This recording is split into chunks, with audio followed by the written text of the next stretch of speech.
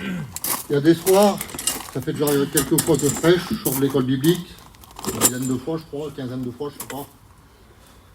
Il y a des soirs, tu sais pas.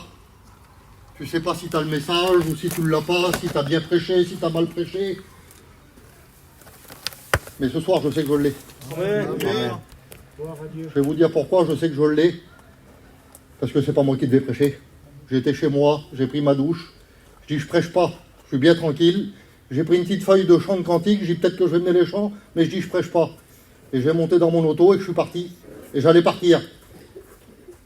Et le Saint-Esprit m'a dit, va te prendre un message. J'ai 2-3 messages dans mon camping que j'ai déjà écrits. Et j'ai monté dedans et j'en ai choisi un que j'ai déjà prêché.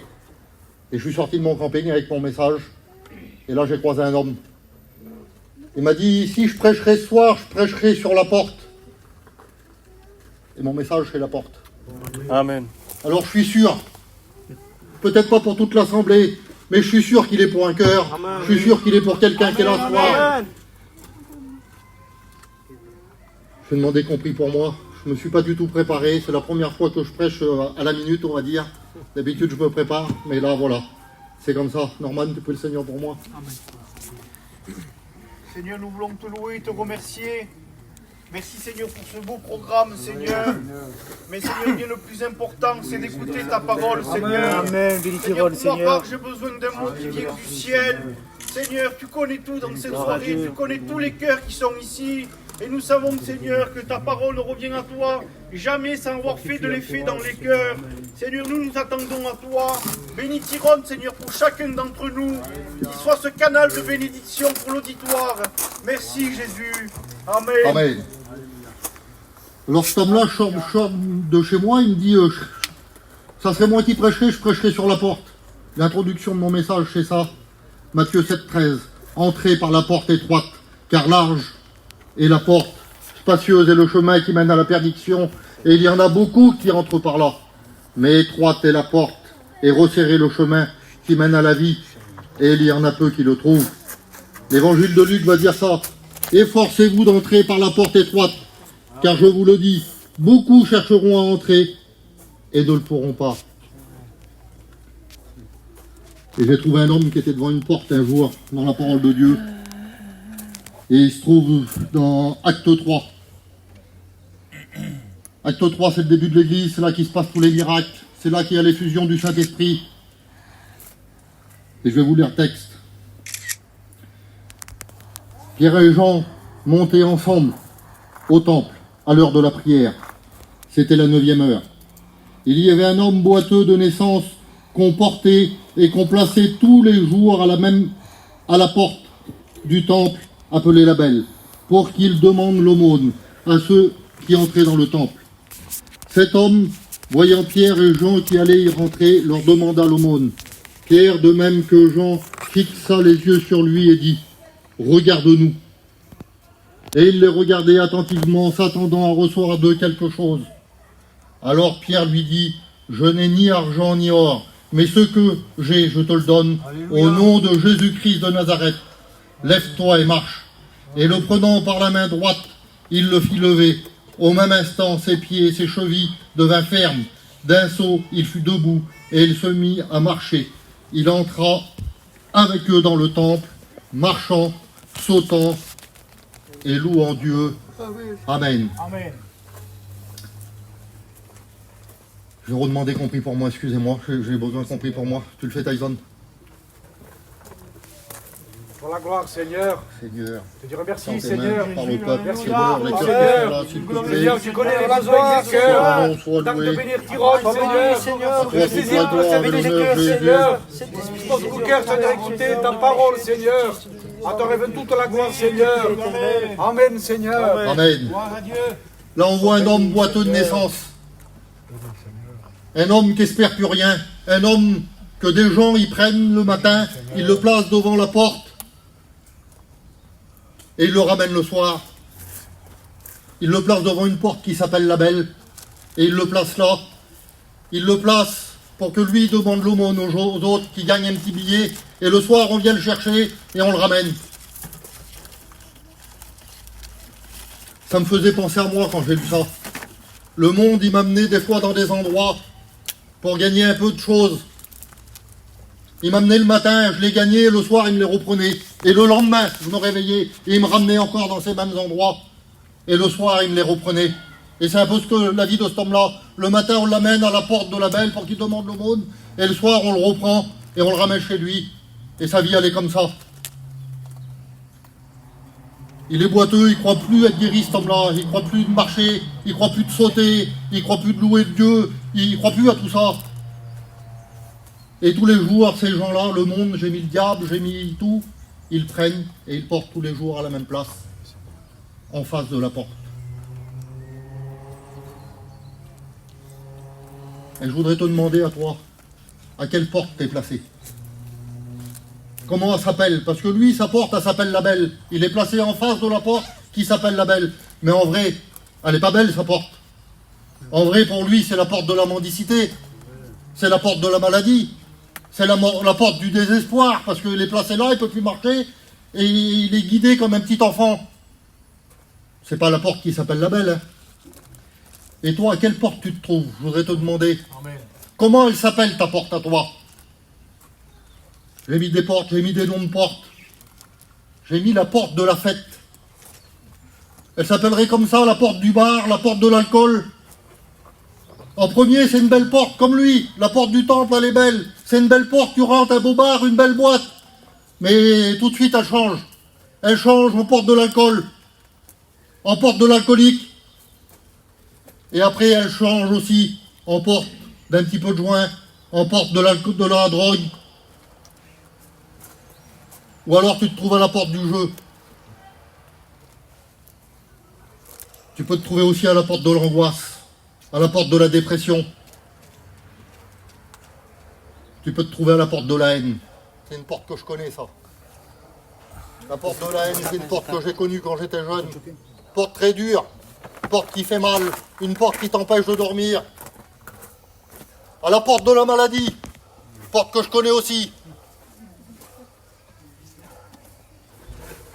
Une porte qui est longue, une porte qui est dure à supporter, la porte de la maladie. Et celle-là t'amène une porte que je connais encore, la porte du deuil, la porte du vêtement noir. À quelle porte tu te trouves, mon ami? Amen, Seigneur. Porte du deuil, très dur à enlever ce vêtement. J'ai mis la porte du divorce, du foyer détruit. Du foyer que tout le monde croit que va bien, mais en vrai, dans le soir, c'est on va se quitter, on se reprendra plus.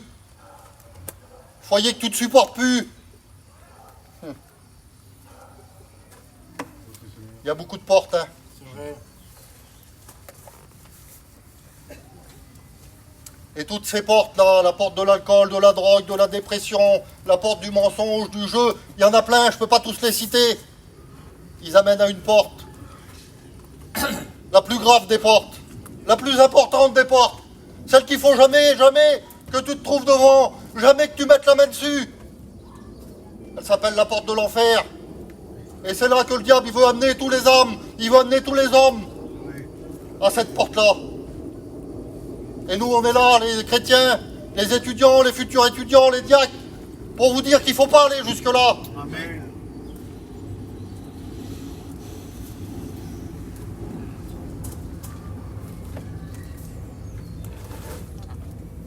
Genèse, chapitre 28, verset 17.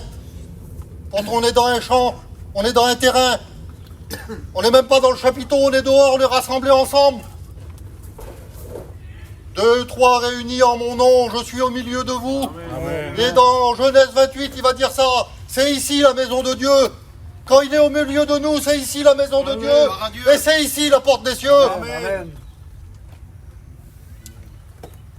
Et je vais revenir sur cet homme-là. Il est tous les jours placé à la porte du temple, lui. La porte du temple, c'est la porte de l'église, c'est la porte d'ici, c'est la porte de Villeneuve-Loubet, c'est la porte du Plan de Grâce. Et il voyait bien tout ce qui se passait. Il voyait bien les gens sortir du temple. Il voyait bien les gens baptisés du Saint-Esprit. Il voyait bien les gens guéris. Il voyait bien les gens sauvés. Il voyait bien les foyers réconciliés. Il voyait bien les drogués délivrés. Il voyait tout ça, cet homme-là. C'est acte 3, c'est là qu'il y avait le plus de mouvement dans l'église, c'est le réveil de l'église. Ils voyaient tous les gens parler en langue, les gens prophétiser, ils voyaient tout ça.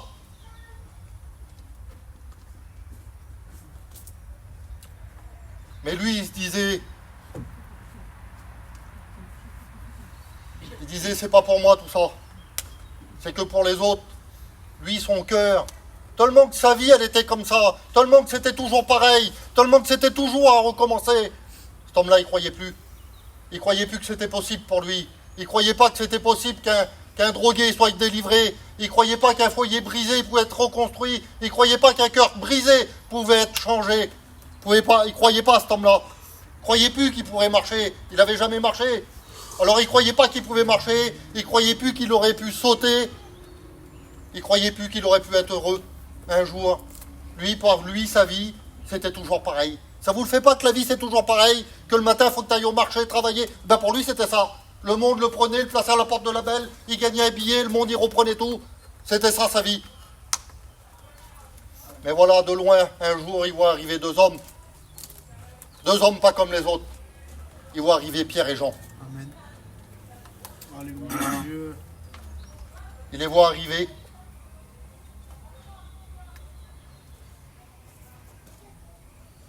Il voit venir Pierre et Jean qui allaient au temple et il leur demanda l'aumône. Il les regardait attentivement, pensant recevoir une petite pièce, un billet, un petit bout de pain, un petit quelque chose. Parce qu'il devait briller, Pierre et Jean. Hein. Il devait briller, l'apôtre de l'amour. Et puis Pierre, ça devrait... Lui, il pensait vraiment recevoir quelque chose. Comme des fois, toi, tu penses recevoir quelque chose d'un serviteur, d'un étudiant, d'un ami. Alors lui aussi, il devait recevoir quelque chose. C'est le serviteur. Et Pierre, il dit ça. Il dit, regarde-nous. Regardez-moi bien. Je peux rien vous offrir. Je vais parler comme Pierre. Je vais dire, regardez-moi bien. On n'a rien à vous offrir. Nous n'avons ni or ni argent. Béni Dieu. Mais j'ai quelque chose de plus précieux à t'offrir. Amen. J'ai le sang précieux de Jésus. Amen. Le sang qui purifie de tout péché. Parce que nous n'avons pas été rachetés par de l'or et de l'argent, mais par le sang précieux de Jésus. Amen. Et c'est ce que je voudrais t'offrir ce soir. Et Jésus va dire ça. Si tu acceptes le sang sur tes linteaux, sur ta porte, Jésus va dire ça en Jean 10. Je suis la porte. Alléluia. Fini pour toi la porte de l'alcool. Amen. Fini pour toi la porte de la drogue, de la dépression. Je t'offre la porte de la délivrance qui s'appelle Jésus. Fini pour toi la porte de la maladie. Je t'offre la porte de la guérison. Il s'appelle Jésus. Fini pour toi la porte du deuil. Je t'offre la porte de la consolation, la porte de la joie, un vêtement de louange à la place d'un vêtement de deuil. Il s'appelle Jésus. Amen. Alléluia. Je t'offre la porte de la paix, de la joie, de l'espérance.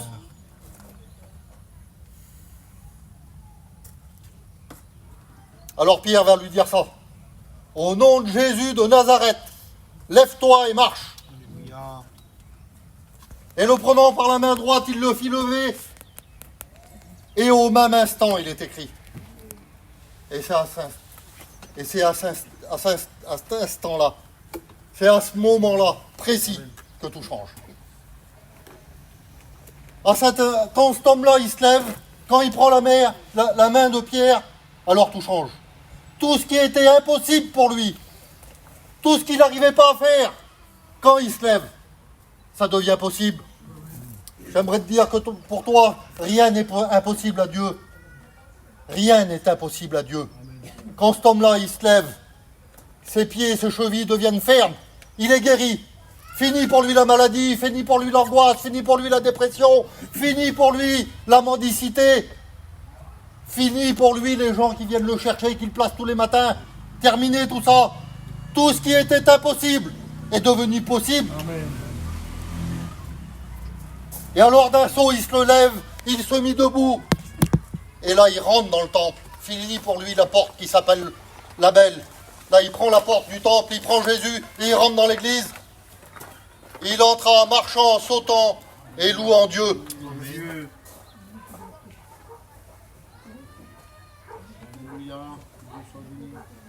J'ai fini mon message. Merci Seigneur. Et je voudrais te dire un texte, Apocalypse 3:8. Ce soir, j'ai mis devant toi une porte que personne ne peut fermer. Elle s'appelle Jésus. Amen. Amen. Jésus va dire ça en Jean 10, verset 7. Je suis la porte. Si quelqu'un entre par moi, il sera sauvé. Amen. Amen. Apocalypse 3:20. Je me tiens à la porte et je frappe. Si quelqu'un entend ma voix, écoute-moi, si tu as entendu sa voix ce soir, si tu as entendu la voix de Jésus-Christ de Nazareth, et que tu ouvres la porte, il rentre chez toi, il dîne avec toi. Je bénis le don de Dieu. Il n'y a pas d'autre moyen d'être sauvé. Il n'y a pas d'autre moyen d'être guéri. Il n'y a pas d'autre moyen d'être délivré. Il n'y a pas d'autre moyen d'avoir un cœur réparé. Il n'y a pas d'autre moyen d'avoir un vêtement de deuil changé en un vêtement de louange que par le sang précieux de Jésus-Christ de Nazareth. Au nom de Jésus, lève-toi. Oui, Jésus. À toi soit toute la gloire. Amen. Amen.